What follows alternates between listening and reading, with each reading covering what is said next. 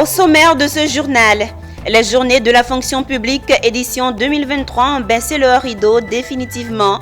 La cérémonie de clôture s'est tenue au Palais de la Culture de Treichville.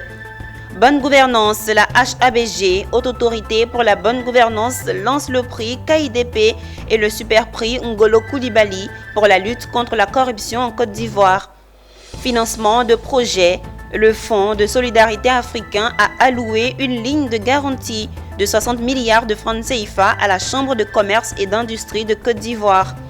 Et puis à San Pedro, Keidan Group et la mairie ont organisé une rencontre d'échange sur le développement de la ville nouvelle. Des précisions tout de suite dans ce journal.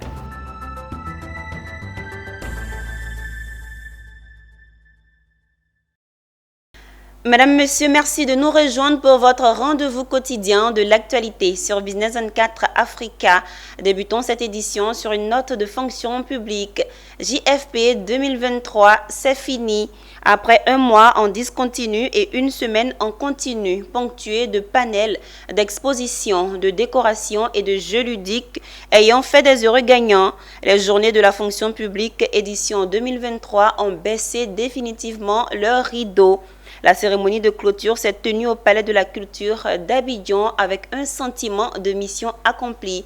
Vous le verrez dans ce reportage que signent Issa Badini et Marie Sissiri. L'Abidjanaise entonnée par l'harmonie du district d'Abidjan dans une salle acquise à la cause. Les IFP 2023 se terminent comme elles ont commencé, dans la ferveur et dans la mobilisation populaire. Mais mieux encore, des acquis. Cette semaine a été belle et marquée par des discussions, des présentations et des communications stimulantes d'une densité intellectuelle dont je suis particulièrement fier. Nous avons exploré les différentes dimensions de la transformation de notre administration et du service public. Au thème de toutes les activités menées, nous sommes unanimement fondés à reconnaître que la transformation du service public demeure un enjeu majeur pour notre administration face aux grandes mutations sociales de notre ère.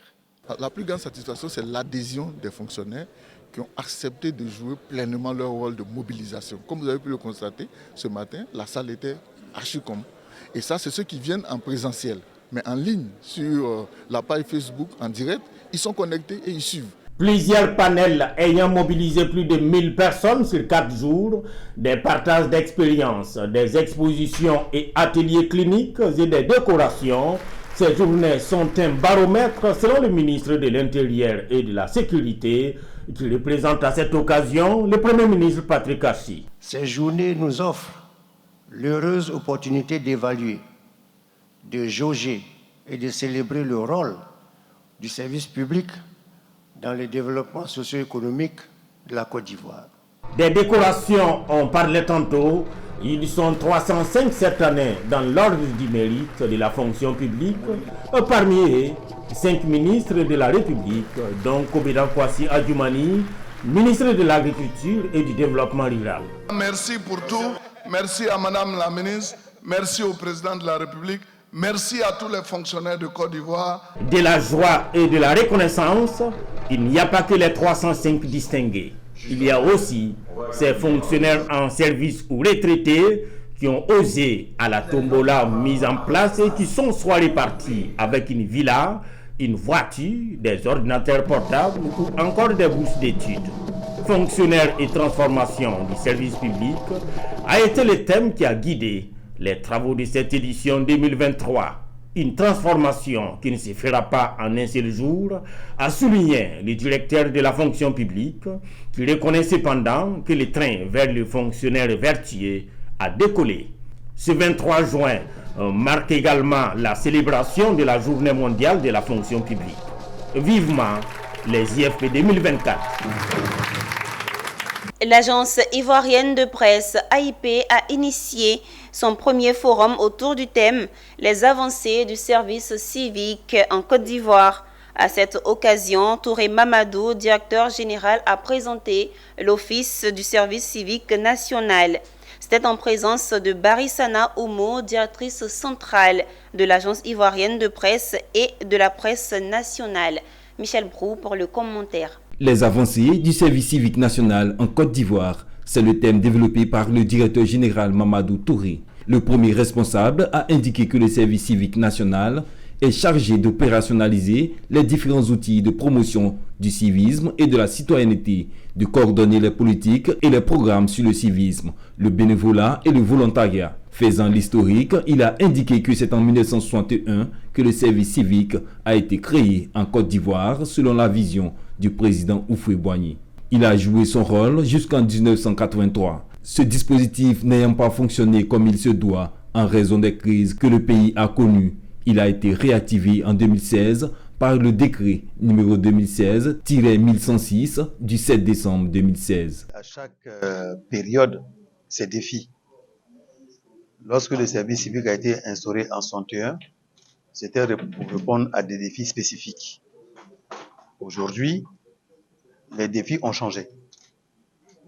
Les effectifs à traiter sont plus nombreux.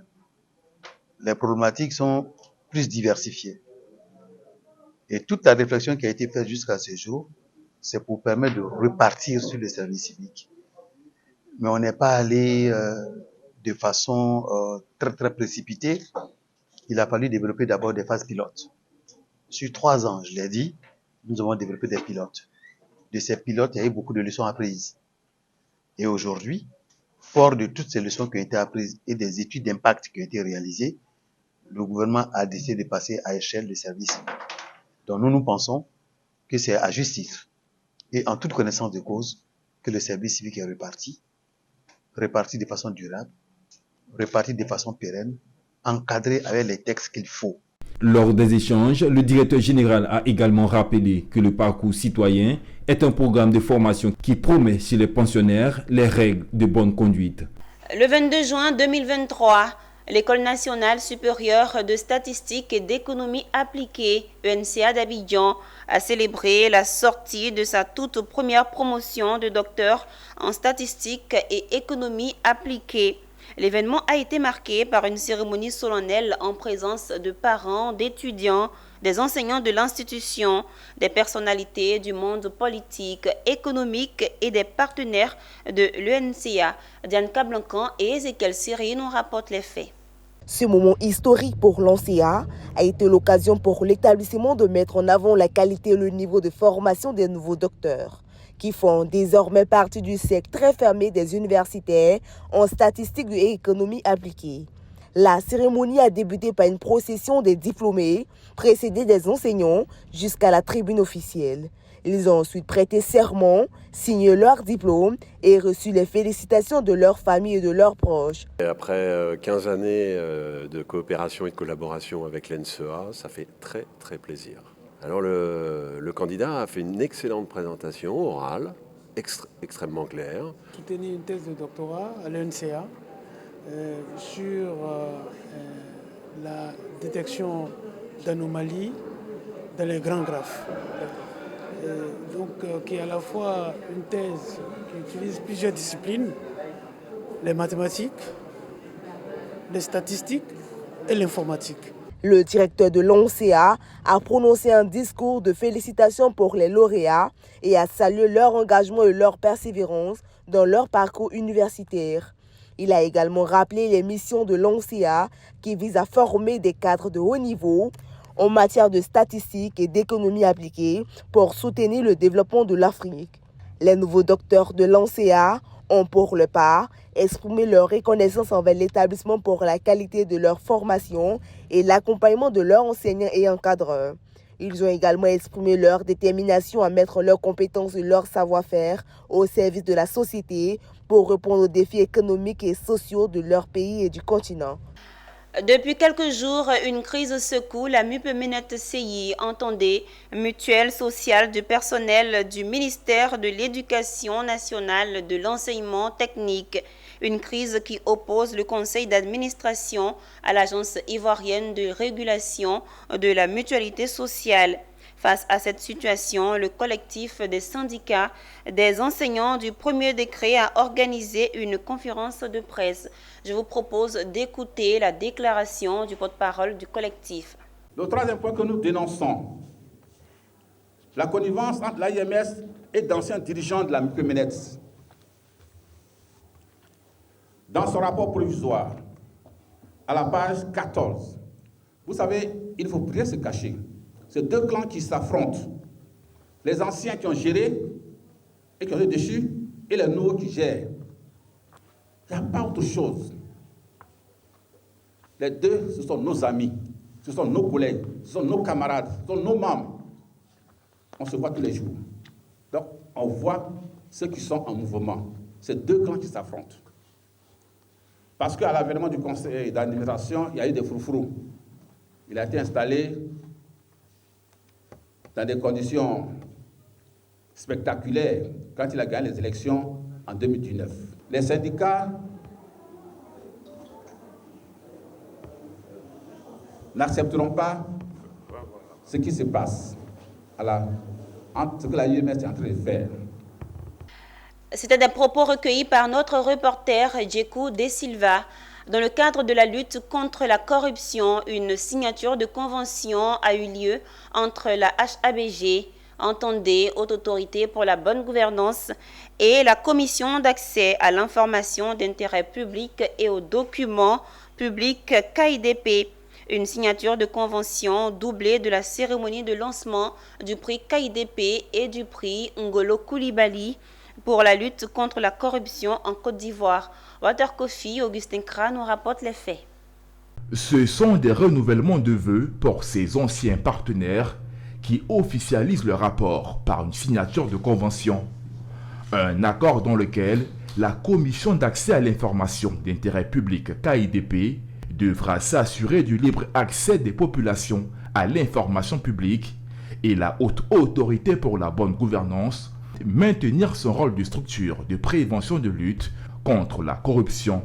Des actions qui convergent vers une volonté commune pour les parties prenantes, celle de mettre en avant la transparence comme point central pour la gestion du service public. Ces missions convergentes nous ont amenés à la signature d'un partenariat afin de mutualiser nos efforts.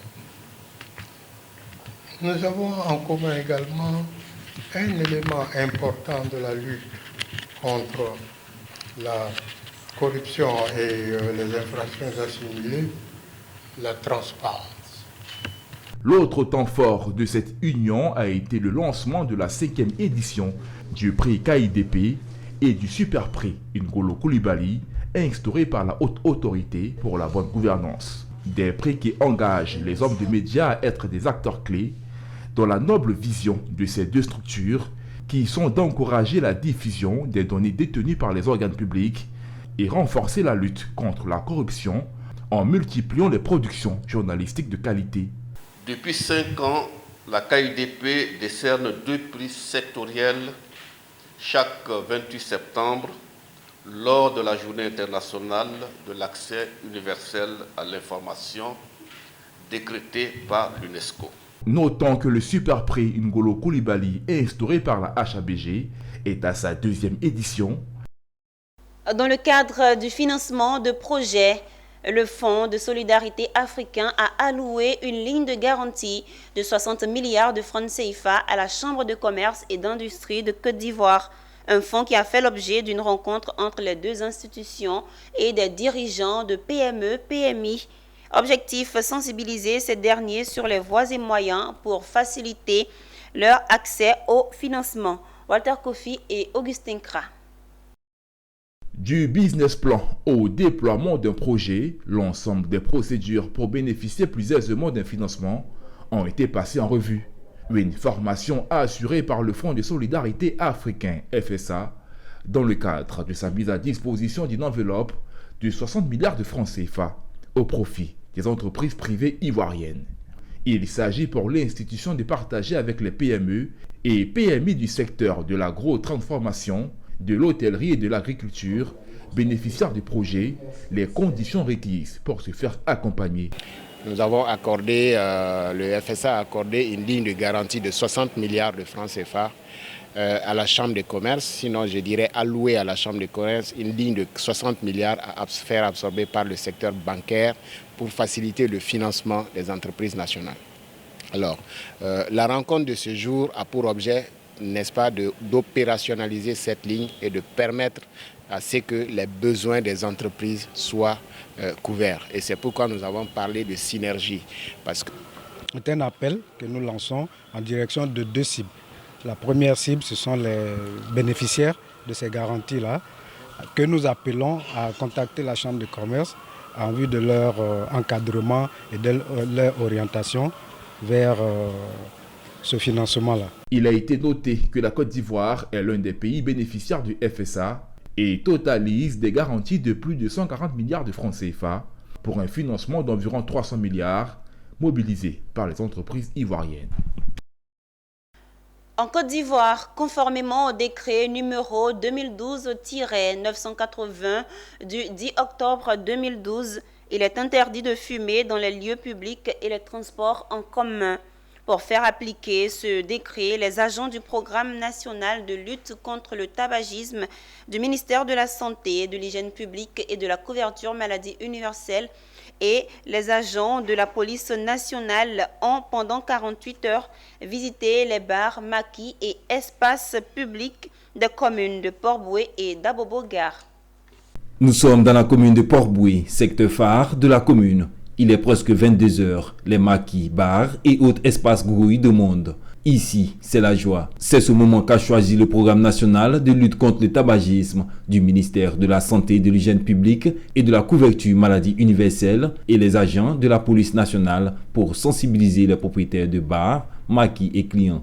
Je voudrais dire à la population que fumer est un danger pour le fumeur et pour son entourage. Donc de ce fait, il faut que on arrête le tabagisme, la cigarette et tout ce qui va avec. Je suis content que les gens reviennent là-dessus, mais il faut faire plus d'efforts. Il ne faut pas laisser tomber la décision parce qu'elle est salutaire. En public comme ça, c'est pas bon de fumer. Si tu veux fumer, tu te déplaces légèrement à côté pour ne pas déranger ton voisin. Le jour suivant, c'est la commune d'Abobo-Gare qui reçoit la délégation. Même stratégie comme Port-Boué. Les espaces et bars sont investis. Au terme de la campagne, Elodie Conan fait le point et lance un message. Aujourd'hui, les objectifs du programme est de faire appliquer à plus de 80% les mesures d'interdiction totale de fumer dans les espaces publics. Pour cette première phase, nous avons démarré le projet dans la ville d'Abidjan. Donc déjà, nous avons eu à visiter quelques communes. Quand il y a une situation d'infraction dans un espace, c'est-à-dire qu'on a trouvé des fumeurs, des gens en train de fumer dans l'espace, ou bien qu'ils n'ont pas de signalisation, nous leur donnons une contravention. Nous travaillons en collaboration avec la police nationale et la police sanitaire, des structures déjà que nous tenons vraiment à remercier. Notons qu'il est indiqué dans l'article 8 de ce décret que les propriétaires ou les personnes ayant la responsabilité des lieux publics, clos ou ouverts, ont l'obligation d'indiquer au public par des signalisations apparentes qu'il est interdit d'y fumer. Ce reportage était signé Djekou De Silva, Doumbia Ayouba et commenté par Michel Brou. Parlons santé à présent. La ville d'Abidjan accueille du 21 au 23 juin 2023 une consultation informelle sur l'utilisation de dispositifs technologiques d'assistance des personnes atteintes de la lèpre. L'objectif de cette rencontre est d'échanger sur les avancées technologiques en matière de dispositifs d'assistance. Le compte-rendu de Diane Kablancan et Doumbia Ayouba. En moyenne, 10 000 nouveaux patients sont diagnostiqués chaque année avec des déformations visibles ou des incapacités de grade 2 dues à la lèpre. Des incapacités empêchent ces personnes touchées de mener à bien les activités de la vie quotidienne et de participer aux activités de la communauté. Il leur faut donc une assistance solide en conformité avec nos réalités. C'est cette réflexion qui sera menée pendant cet atelier qui a débuté ce jour. Ces assises sont soutenues par les autorités ivoiriennes à travers le ministère de la Santé, de l'Hygiène publique et de la couverture maladie universelle qui sera engagé à éradiquer cette maladie en Côte d'Ivoire. Aujourd'hui, nous sommes réunis à l'appel de l'Organisation mondiale de la santé, également des autres partenaires, pour saisir une opportunité. L'opportunité de l'utilisation des technologies d'assistance aux les personnes souffrant d'infirmités, infirmités dues à la maladie, la lèpre. L'état des lieux donne quand même un constat, on ne va pas dire réjouissant. C'est vrai que de nombreux efforts ont été accomplis. Les résultats sont également probants puisque nous sommes partis d'une phase de lutte contre la maladie, ce qui signifiait qu'en ce moment, la maladie était beaucoup ancrée dans nos populations. Actuellement, la phase d'élimination, c'est-à-dire à partir d'un certain nombre de malades par an dépistés, l'OMS décrète que vous êtes entré en phase d'élimination de la lèpre. Cette consultation informelle doit aboutir à la création d'un groupe de travail chargé de poursuivre les discussions sur l'utilisation de dispositifs technologiques d'assistance pour les personnes atteintes de lèpre en s'appuyant sur les recommandations issues de cette rencontre. À San Pedro, Kaidan Group et la mairie ont organisé une rencontre d'échange sur le développement de la ville nouvelle. Cette cérémonie a vu la participation de la CAPC et de l'APBF-CI. Il s'est agi pour les acteurs clés d'échanger, de discuter de l'avenir de la ville de San Pedro en plein essor. Le récit de Abel Kwao et Mon Désir Nascimento. Le développement de la ville de San Pedro a de beaux jours devant lui. En témoigne cette rencontre d'échange entre l'entreprise immobilière Kaidan Group et la mairie. Une rencontre à laquelle ont pris part des acteurs majeurs de la surface bâtie. Il s'agit de la Chambre des aménageurs et promoteurs constructeurs, agréée CAPC, et l'Association des banques et établissements financiers de Côte d'Ivoire. Des échanges qui auront permis de mieux cerner la politique volontariste du gouvernement et de la municipalité pour le développement d'une ville nouvelle à San Pedro. Plusieurs points ont été débattus, des fonctions économiques et résidentielles de la ville nouvelle à l'écosystème financier à même d'accompagner ce projet. Vous avez le port, vous avez le stade, vous avez les universités, vous avez de grandes exploitations agricoles, vous avez de grandes industries agricoles ici à San Pedro. Et cela génère un gros besoin en termes d'immobilier, en termes de bureaux, en termes d'immobilier commercial. Et si beaucoup de villes se sont développées à partir d'une seule structure, infrastructure, et que San Pedro regorge de toutes ces infrastructures en même temps, il va sans dire que San Pedro présente un énorme potentiel de développement immobilier. Donc cette ville nouvelle, qui peut être un rêve, est aujourd'hui une réalité parce que c'est un énorme besoin. La ville nouvelle de San Pedro, d'où la première phase se fera sur 480 hectares, englobe plusieurs territoires. Il s'agit de Dinoulé, Baba et le village balnéaire de Taki. Il est situé entre le fleuve d'Igoué et l'océan Atlantique. Sa baie maritime est d'environ 10 km, ce qui lui permet d'offrir un cadre naturel et exceptionnel. En résumé, la création de la ville nouvelle de San Pedro est un projet visant à développer une cité moderne, durable et économiquement prospère dans le sud-ouest de la Côte d'Ivoire. Pour rappel, cette rencontre d'échange est à l'honneur de Kaidan Group, une entreprise engagée dans le développement immobilier et urbain. Les valeurs fondatrices du groupe sont l'éthique, la pertinence et la responsabilité. Autant de valeurs qui la positionnent comme acteur central dans le développement de la ville nouvelle de San Pedro.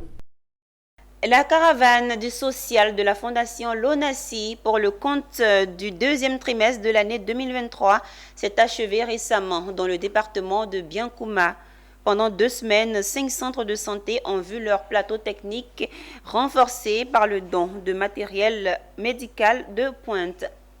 110 355 000 francs CFA, c'est la valeur globale du montant dont a bénéficié les 5 centres sanitaires dans la région de Biankouma. Ces dons issus de la volonté de la Loterie nationale ivoirienne viennent renforcer le plateau technique à travers du matériel médical de pointe.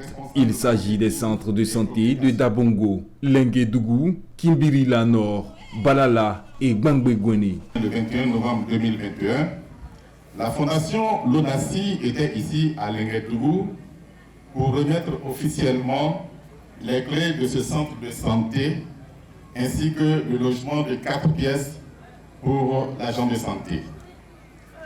Le président du conseil d'administration de la Fondation Lonasi, M. Draman Koulibaly, a ensuite donné des instructions pour équiper le centre afin de le rendre opérationnel.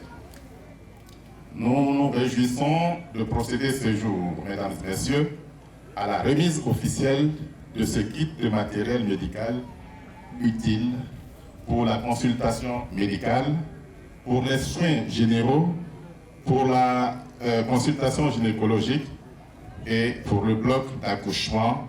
Notons que ces dons font partie de la caravane sociale de la Fondation Lonasi pour le compte du deuxième trimestre de l'année. Et à l'occasion de la célébration de la fête des mères, le maire de la commune de Komboro-Dougou a organisé la deuxième édition de cette fête pour honorer, célébrer et magnifier toutes les mamans de sa commune et toute la sous-préfecture. 31 associations et 51 femmes ont reçu des complets de pagne. Cette cérémonie était parrainée par le député maire de Mbeng. Ce samedi 10 juin 2023 s'est tenu à Komboro-Dougou, commune située dans le nord de la Côte d'Ivoire, région du Poro, département de Korogo. La deuxième édition de la fête des mères, initiée par M.